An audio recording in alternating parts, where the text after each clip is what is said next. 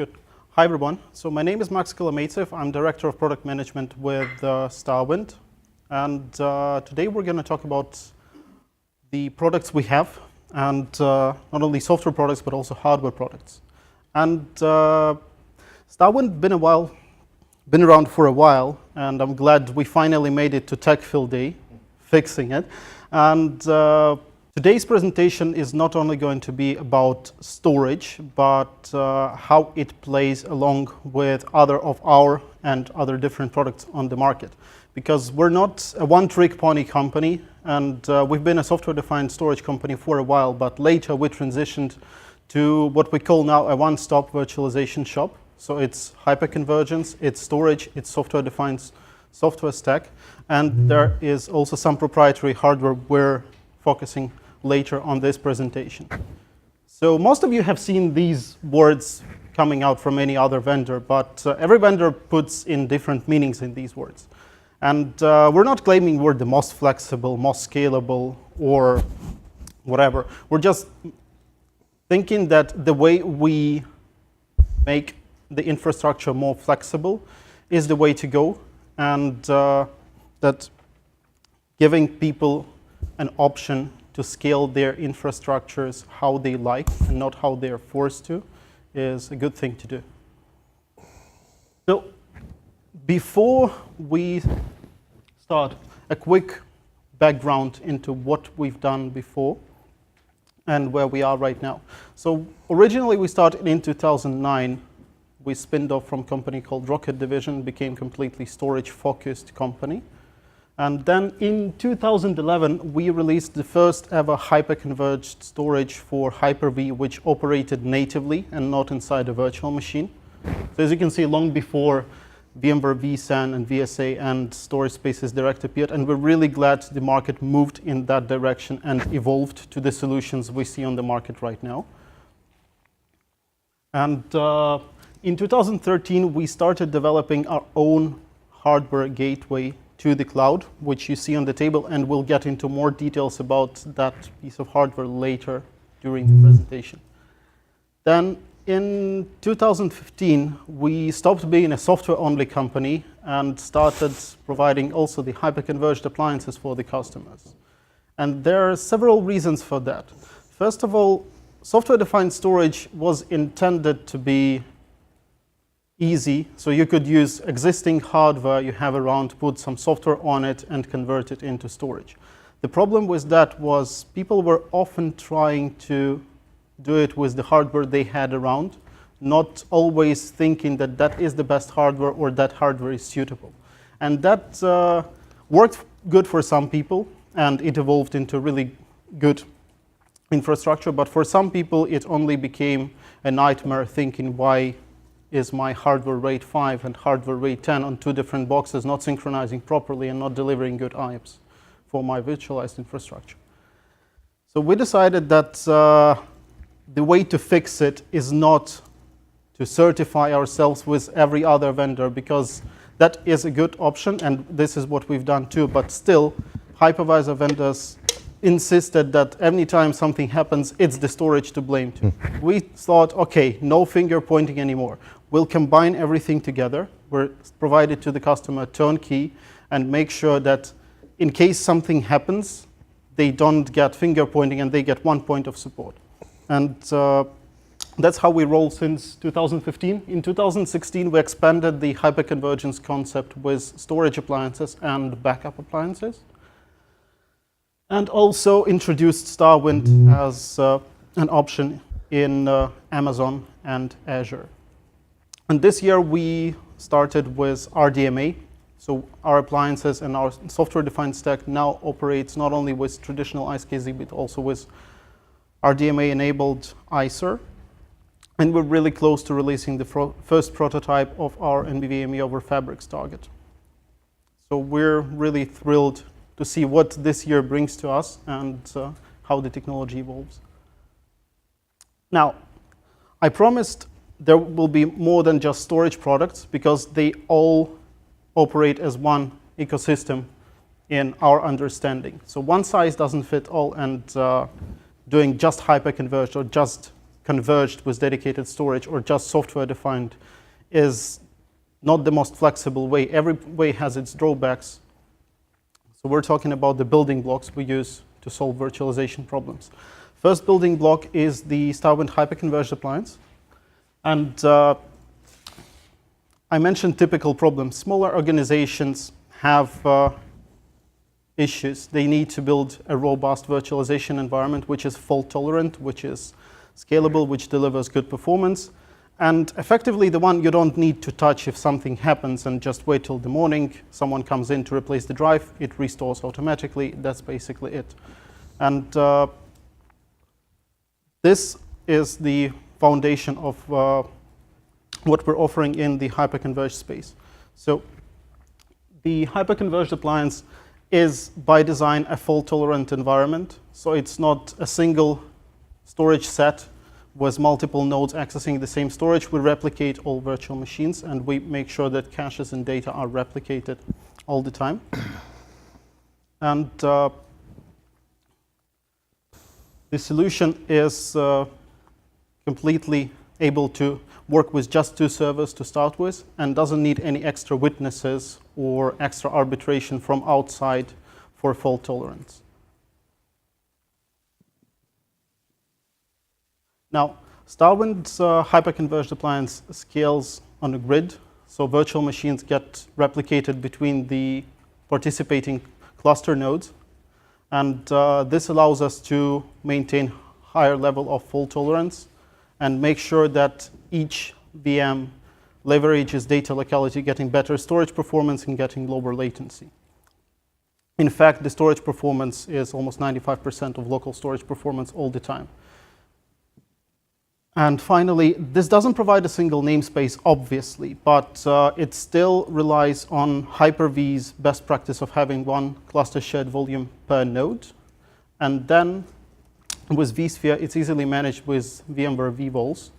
So the storage management goes away. And then in case someone needs a single namespace which is scalable and which provides high performance across the board, this cluster can be expanded with the StarWind storage appliance, which would integrate into it and provide that namespace along with the performance and scale-up capabilities.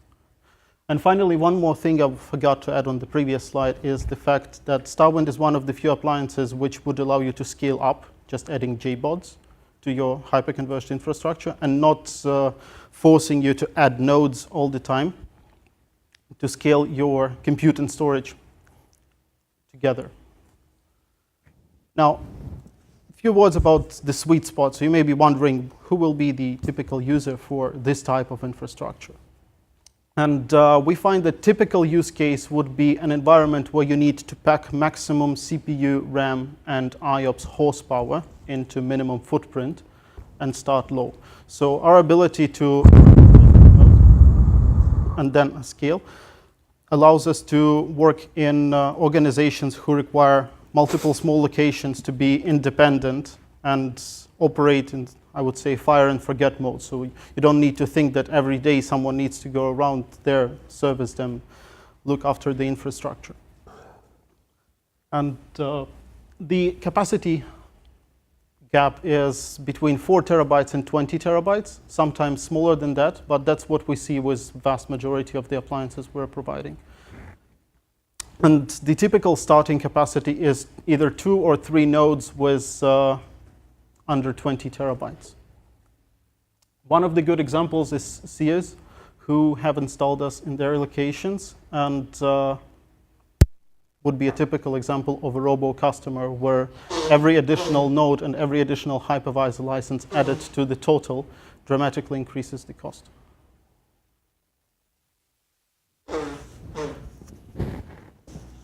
Now, we're coming to StarWind storage appliance, and that's more related to the storage field day.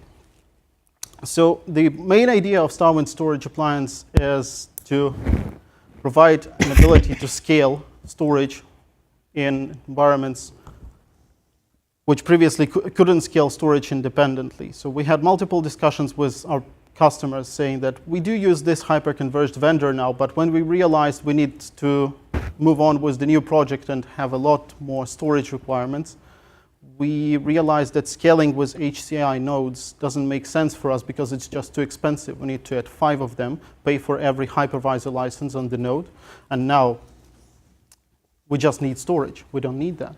So we decided that in addition to the hyperconverged appliance, or for anyone who uses his existing software-defined storage or just virtualization stack, the storage appliance gives them the ability to scale storage along with the performance and don't pay for the extra licenses, and also to scale up that namespace if needed. Because typically, if you realized you need storage, that also means that over time that storage requirement will grow, and it should be grow. Yeah. So are you saying you're selling this appliance into competitors' HCI solutions? We do have a current deal where customer is using a competitor HCI solution of a higher, like an enterprise level, and we're integrating this into a Microsoft environment using SMB Direct. So you have a hyper-converged offering that has storage, has all the pieces, and then you have a storage offering. Yeah. Do you have an ability to deliver them separately, where the hyper-converged is only the compute and memory, and then you have the storage, and so it's kind of a pure, a different kind, the newer kind of hyper-convergence coming out? So like disaggregated? Yes, where you have compute and memory, and then you have your storage. Yeah, as long as the guys running the hyper-converged stack will support it, we can feed all. Suppose it's your stack. Oh, that if it's our appliance by default, so the customer can scale with the compute and storage node, or he can add with these nodes, or if he just needs bulk storage, he can add JBods. Do you have plans to offer them from the get-go just compute and then just storage and build it that way? Where you have compute with no storage and then you have your storage? Well, then there would be no StarWind software on the compute side. So, of course. Then StarWind software will be on the storage side. So right, it's going to be somewhere. But yeah, it's going to be somewhere. Well, we have plans, and some of the hardware lying around here is part of that plan of getting hardware with just compute and maybe a little bit of storage, right? Just a little more than a SATA DOM, and then scale it with external storage. Yeah, that's what I'm asking. Yep. Perfect, thank you. Did you say it's SMB protocol, not iSCSI? It's a multi-protocol. We'll get into that part on the next slide, I think. So I'll discuss all the protocols we support. Good. Okay, we'll just move on to the next slide. Good. So the sweet spot for the storage appliance would be, as usual, for a dedicated storage, a place where you need high performance storage and high fault tolerance storage, and single HA isn't going to cut it. So one set of drives with dual controllers doesn't deliver enough uptime, and customers say that, okay, we're good, it provides all the 9s, but we really want to have these disks here and these disks here. And this is where the storage appliance comes into play. From the capacity standpoint, that's 20 to 40 terabytes. If it's lower than 20, our customers typically gravitate towards the hyper-converged appliance. It may be a doctor's issue because we don't see any other healthy people who don't go for the smaller capacity, but really the sweet spot is 20 to 40 terabytes. After 40, it becomes economically untenable for people to have 2 separate set of drives, so we rarely see people buying 2 independent systems with more than 40 terabytes usable. This says fault tolerance with up to 4 disk failures for a single one. Yeah. So let's say we take RAID 61 on 2 nodes, so we can technically lose up to 4 drives and still maintain operational. Or it can lose 1 node, and then on the other node you can lose 2 drives. Right. So it's RAID 6 across multiple nodes with the data mirrored across those nodes. Yeah, it's one of the configurations. Yeah. And the storage appliance runs Windows, right? Right now it runs Windows. We just released the Linux version of StarWind, and later down the road there will be a transition. Okay. What Windows edition do I need to run? Any core. Even the free Hyper-V core will do for that. So there are no limitations. So there's no erasure coding or anything on the hyperconverged offering, it's just LUNs? It's LUNs, local reconstruction codes, and Particular reason why not using erasure coding, but using old school? It is using erasure coding, because technically RAID 6 is erasure coding. It depends on the implementation, but yeah. yeah. And Yeah, also- but not across nodes, Dave. That's within a node. Yes, Yeah, not internode erasure coding, yes. yeah. And all spinning disk, hybrid, solid state. It's hybrid and all flash. Okay. So most of the smaller appliances would be either all disk, or we're also moving towards all flash and small appliances, because right now the difference is so minimal that having an all flash RAID 5 is just better from overall latency and performance standpoint. So you don't need to put a lot of spinning disks, and power consumption is also lower. Now, an example of a customer, and I think Anton will jump in at this point because it starts getting more technical, and this is where his realm is Bosch Security Systems. Okay, thank you very much. How am I supposed to use this one? Next slide, previous slide. Thanks to everybody. My name is Anton, and second name is Kolomyeytsev, and I'm the guy who's running this company, and also I'm the guy who's responsible for most of the good and bad decisions this company is making from the technical point of view. One of the key points which makes our storage appliance quite different from a lot of places in the market is we do not use any single line of the open source code inside what we do. All the software is developed in-house, and one of the key components of what we sell into the customers is our log structured file system. So you guys 100% familiar with NetApp and their waffle approach, and also Nimble, or whatever it's called, this company is called this week. HPE. This Could week be it's still HP, Nimble. yeah, could be HP. So they have Castle, which is cache accelerated sequential layout or whatever. So we have LSFS, which is log structured file system. And that was one of the two reasons why these particular customers went with our company, not with the competitors, because number one, they had many locations. And that's why they had to pack a lot of capacity, a lot of performance into as small amount of nodes as possible. And this is where our ability to provide all the IOPS raw capacity can deliver did help a lot. So there's a good joke about how many push-ups Chuck Norris can do, and the proper answer is all of them. So the same about the StarWind. So usually when the storage vendor is telling like okay, so this is the level of performance my storage system can provide. And if you'll try to take a screwdriver and open the case, you'll get that, and if you'll calculate the amount of spindles, or you'll see what flash cards they're using, you'll see usually they're delivering like 20, 30% or whatever. StarWind is very different because we are entirely CPU-bound solution. As long as we have enough of the CPU cores to put into power, we'll provide every single piece of performance raw physical hardware can do. It won't be visible through the exported protocols.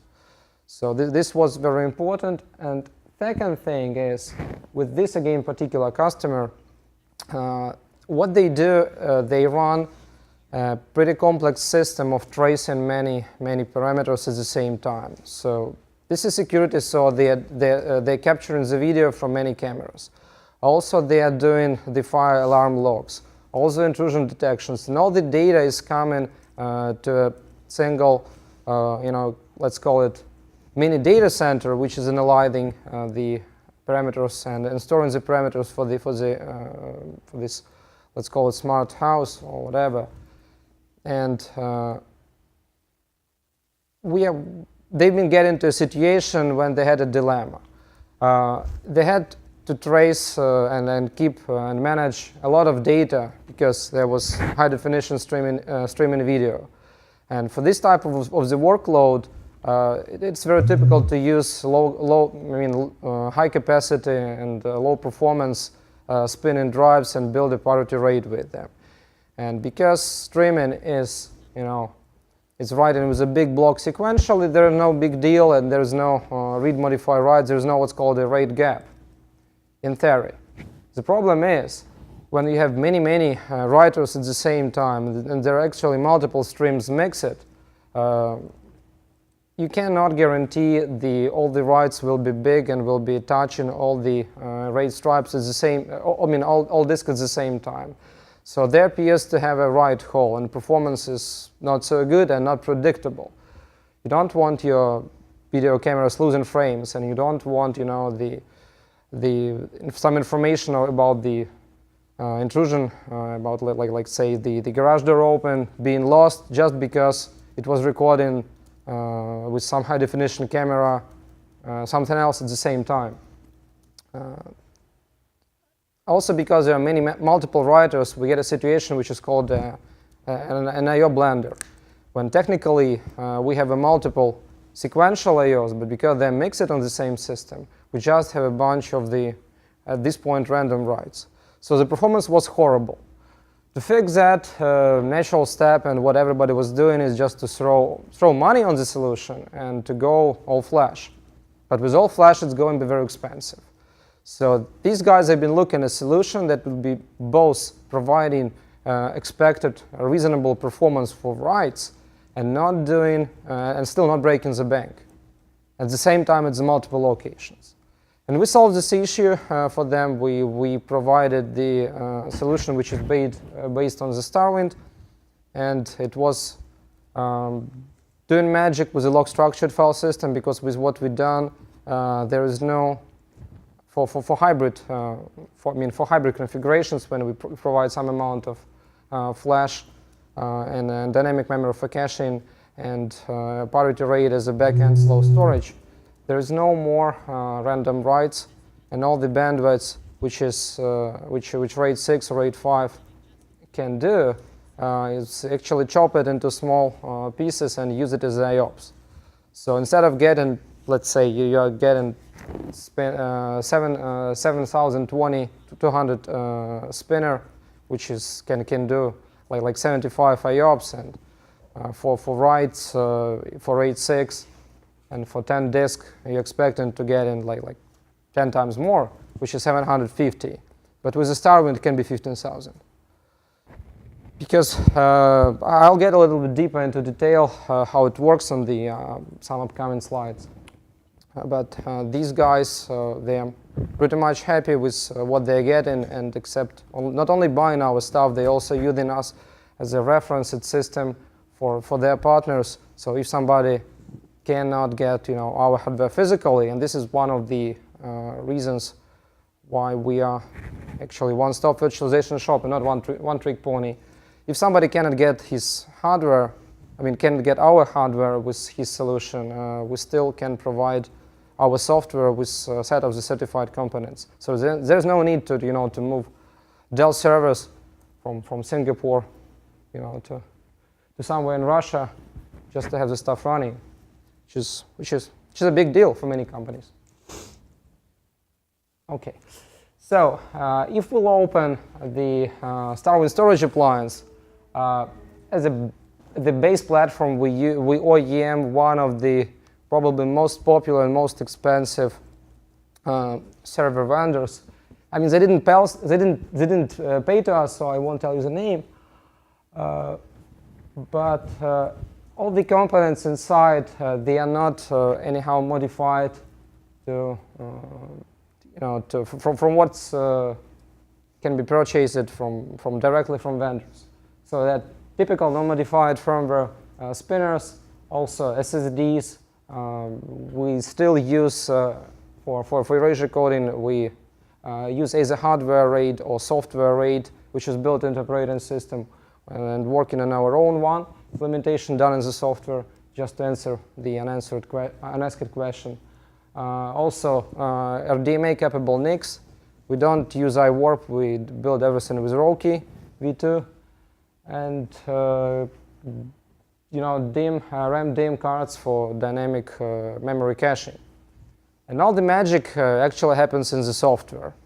So speaking of magic, you made the claim that like an all SSD system for other vendors would be similar to what you could do with a hybrid system from a performance perspective on a write-intensive workload, right? Yes.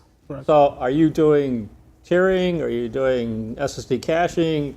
I mean, how is this going to, because I mean, SSDs, yeah, they don't perform writes too well, but they still have a fairly reasonable response time and Sure. Sure. So number one, there is no real line in sand between tiering and caching. A lot of vendors who like claim they do tiering, they do actually caching, because the fundamental difference between, I mean, I'm not telling this I'm not telling this to you, but to probably some other guys who will be watching this video. So the fundamental difference between tiering and caching, with tiering there is only one copy of the data. It's either on the slow tier or on the fast tier. Well, yeah, I think that the difference between caching and tiering is one of time frame, right? I mean, because you have to have some sort of analysis of the data to understand where you want to tier it, versus caching is more instantaneous and responsive and reactive, right? Yeah. So if you have all the components put inside the black box, and there is some amount of and pretty much no single vendor, if it's a storage vendor, he won't tell the list. I mean, you're not getting the bill of materials when you're buying the SAN. So you don't know how many spindles and how many flash cards are put inside to get the capacity they are claiming they do. That brings a situation when you don't really know how much of a provisioning they're doing. And if there is a flash tier and for performance and slower tier for the capacity, and let's say there is 1 terabyte of flash and 10 terabytes of spindles, so it's 11 terabytes totally. But the reported logical unit size you'll be getting can be 8 terabytes, for example, because vendor is using some space for the logs, for whatever. So he's not telling you either he has the data in flash tier and in capacity tier at the same time. In this case, this is really the caching, or it's actually moved around. A lot of vendors not moving the data around trying to prefer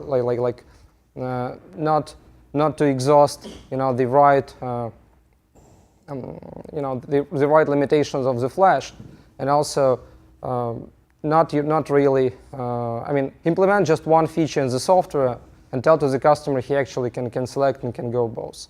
In terms of what we are doing, it is pretty much the same situation, and I would say what we do inside is closer to caching, flash caching, than to tiering. So we can do local tiering but not between the nodes. That's why it's not, let's say, the level of the feature maturity that I would call a real word tiering.